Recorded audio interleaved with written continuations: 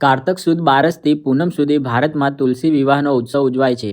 સામાન્ય રીતે ગુજરાતમાં દેવ પ્રબોધિની એટલે કે દેવ ઉઠી 11 અને તુલસી વિવાહ પછી લગ્નસરા શરૂ થતી હોય છે. આ લેખાંકમાં તુલસી તથા તુલસી વિવાહના પૌરાણિક કથાનક વિશે જાણીએ. વિશ્વની દરેક પ્રાચીન સંસ્કૃતિ અને સંપ્રદાયમાં તુલસી તથા તેની અન્ય પ્રજાતિઓનો પવિત્ર માનવામાં આવે છે તથા આદરણીય સ્થાન પ્રાપ્ત છે. તુલસીમાં અનેક નામો છે, પરંતુ તેમાં તુલસી નામ જ અતિ પ્રચલિત છે, જેનો અર્થ થાય છે જેની તુલના ના થઈ શકે તે. તુલસી. તુલસીના સંસ્કૃતમાં આ પ્રમાણે નામ પણ પર્યાય છે: સુરસા, ગ્રામ્યા, સુલભા, બહુમંજરી, ગૌરી, કૃષ્ણા, શુભગા, તીવ્રા, પાવની, વિષ્ણુવલ્લભા, કાયસ્થા, હરિપ્રિયા, સુરભી, બહુપુત્રી, શ્યામા, સરલા, વૃંદા, અમૃતા, લક્ષ્મી વગેરે. બંગાળી, ગુજરાતી, મરાઠી, તમિલ, તેલુગુ, કન્નડ વગેરે ભાષાઓમાં તુલાસા, તુલસી અથવા તે તુલસિકા નામથી ઓળખાય છે. પ્રાચીન ચિકિત્સા શાસ્ત્રોમાં સુરસા નામથી તુલસીનો ઔષધીય ગુણ કર્મ પ્રયોગ દર્શાવેલ છે. ઇતિહાસવિદ વિદ્વાનોનું કહેવું છે કે તુલસી નામ તો પુરાણોએ આપેલું છે. ગમે તેમ હોય, પણ તે વાતમાં શંકા નથી કે તુલસી ભારતમાં વર્ષોથી નહીં પરંતુ યુગોથી સુપરિચિત છે. તુલસીની ઉત્પત્તિ વિશે બ્રહ્મવૈવર્ત પુરાણમાં કથા છે કે તુલસી નામની એક ગોપિકા ગોલોકમાં રાધાની સખી હતી. એક દિવસ રાધાએ તેને કૃષ્ણ સાથે વિહાર કરતા જોઈને તેને શ્રાપ આપ્યો કે તું મનુષ્ય શરીર ધારણ કર. આથી તે ધર્મધ્વજ રાજાની દીકરી તરીકે અવતરી તેના રૂપની તુલના કોઈની સાથે થઈ શકતી ન હતી. તેથી તેનું નામ તુલસી પડ્યું. આ તુલસીએ વનમાં જઈ ઘોર તપ કર્યું અને બ્રહ્માની પાસે એવું વરદાન માંગ્યું કે હું શ્રી કૃષ્ણજીની રતિ સહવાસથી ક્યારેય તૃપ્ત નથી થઈ. આથી હું તેમને હંમેશા માટે પતિ રૂપે મેળવવા ચાહું છું. શંખચૂડ નામે અસુર સાથે તેના લગ્ન થાય છે અને શંખચૂડને વરદાન હતું કે તેની પત્નીનું સતીત્વ ભંગ થયા વિના તેનું મૃત્યુ શક્ય નથી. જ્યારે દેવાસુર સંગ્રામમાં શંખચૂડે બધા દેવોને પરાસ્ત કર્યા ત્યારે તે સહાય માટે વિષ્ણુજી પાસે ગયા. વિષ્ણુજીએ શંખચૂડનું રૂપ ધારણ કરી તુલસીનું સતીત્વ નષ્ટ કર્યું. તુલસીને આ છળનો ખ્યાલ આવતા સતીત્વને નષ્ટ કરનાર છદ્મવેશીને પથ્થર થઈ જવાનો શ્રાપ આપ્યો. પછીથી તુલસીને ખબર પડી કે મેં જેને શ્રાપ આપ્યો તે તો શ્રી કૃષ્ણજીની એક રૂપલીલા હતી. પશ્ચાતાપમાં આસુએ તુલસીને વરદાન અપાવ્યું કે એ આ શરીર છોડીને લક્ષ્મી સમાન હરિપ્રિયા થશે. તેના શરીરમાંથી ગંડક, નારાયણી નદી અને કેશમાંથી તુલસી વૃક્ષ ઉત્પન્ન થશે.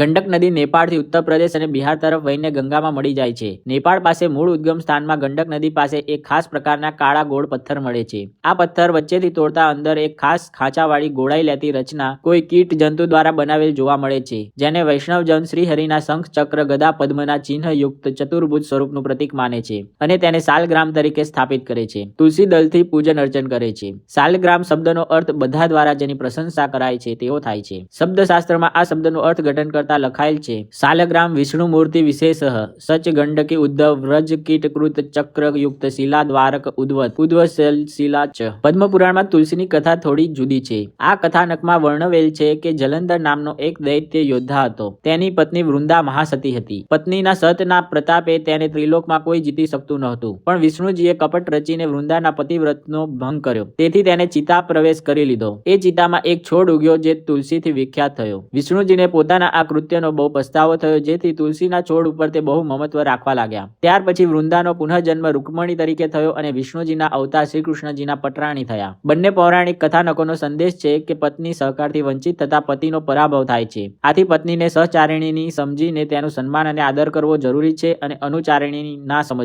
પુરાણોના અનુસાર આસોની અમાસને તુલસીની ઉત્પત્તિ દિવસ છે. દક્ષિણ ભારતમાં કારતક સુદ બારસથી સાલગ્રામ અને તુલસી વિવાહનો મહા ઉત્સવ ઉજવાય છે. ભારતીય સંસ્કૃતિમાં તુલસીનું મહત્વ ઘણું છે. ધાર્મિક ગ્રંથોમાં તેનો મહિમા ઘણો ગવાયો છે. સ્વાસ્થ્ય રક્ષાની દ્રષ્ટિએ પણ તેનું ઘણું મહત્વ છે અને આ મુદ્દે આધુનિક વિજ્ઞાન આધારિત ઘણા સંશોધનો પણ વિશ્વભરમાં થયેલા છે. આયુર્વેદ ચિકિત્સા શાસ્ત્રમાં સુરસા તુલસીનો રસ કાઢી તેનું ઓછી માત્રામાં 2.5 ml થી 5 ml સુધી પાન કરવાથી તે શરીરને કાંતિ વધારનાર કહેલ છે. જોકે કેટલાકને ધીમો રેજ પણ આપે છે, ભૂખ વધારે છે, વીર્યની વૃદ્ધિ કરે છે, તેમજ પિત્ત અને કફનો નાશ કરે છે અને હૃદયને પણ તે લાભદાયક છે. આ ઉપરાંત શ્વાસ, હેડકી, ઉલટી, દુર્ગંધ, અર્શ, અતિસાર, મૂર્છા, રતાંધળાપણું, કૃમિ રોગ, મૂત્રકૃચ્છ, રક્તદોષ, ધનુર્વાત, પેટનો દુખાવો, કાનનો દુખાવો, દાંતનો દુખાવો, તાવ, વિષમ જ્વર, અગ્નિમાંદ, પાંડુરોગ, શીત-પિત્ત, તરસ, અસ્મરી, પ્રમેહ, શીતલા, મુખરોગ, નેત્રરોગ, બંધકોષ વગેરે વિકારોમાં તુલસીનું સેવન સહાયક થાય છે. તુલસીના પાનમાં એક એવું તત્વ છે કે જે ત્વચા રોગનો નાશ કરે છે. મચ્છર જેવા કીટ તથા વીંછીના દંશ ઉપર તુલસી રસ બળતરા તથા ખંજવાળને રોકનાર સિદ્ધ થયેલું છે. જે ઘરમાં કે ઘરની સામે તુલસી હોય છે તે ઘરમાં પ્રાણનાશક વ્યાધિઓ ટકતી નથી. તુલસીની સુગંધ લઈ જતી હવા જ્યાં જ્યાં જાય છે ત્યાં ત્યાં હવા શુદ્ધ થાય છે અને વિષાણુઓનો નાશ થાય છે. કેટલાક લોકો તુલસીમાં પારો મર્ક્યુરી હોવાનું માને છે. આ કારણને લીધે તુલસીના પાન ચાવવાની સંમતિ અપાઈ નથી. આનું કારણ એ જ મનાય છે કે પારો દાંતને નુકસાનકારક છે. પરંતુ આયુર્વિજ્ઞાને પ્રયોગો દ્વારા સિદ્ધ કરી આપ્યું છે કે તુલસીના પાનમાં પારો નથી. તેનાથી દાંતને નુકસાન થતું નથી, પરંતુ લાભ થાય છે.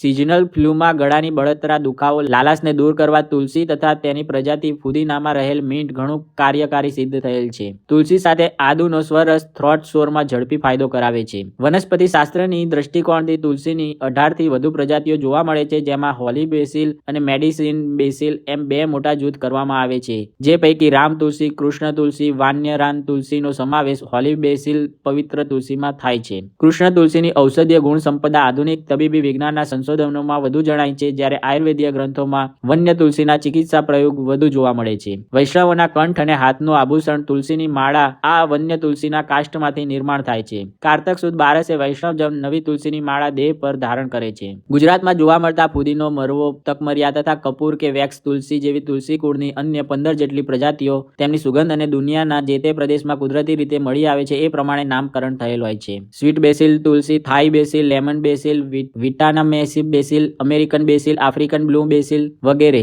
ગ્રીસમાં ઈસ્ટર્ન ચર્ચ નામના સંપ્રદાયમાં તુલસીના છોડની પૂજા થતી હતી. સેન્ટ બ્રેઝિલની જયંતીના દિવસે સ્ત્રીઓ આ છોડના ગુચ્છ માંજર સહિત દેવળમાં ધરાવવા લઈ જતી અને તેની પ્રસાદી લાવીને નવું વર્ષ ભાગ્યશાળી નીવડે તે આશયથી તેની ઘરમાં વેરાતી. કોઈ પણ જાતનો વ્યાધિ ન થાય એ હેતુથી તે ગુચ્છ કુટુંબમાં ખાવામાં આવતો અને કપડાને ઉંદર કે ઉધઈ ન બગાડે તે હેતુથી તેનો થોડોક ભાગ કબાટમાં પણ મૂકવામાં આવતો.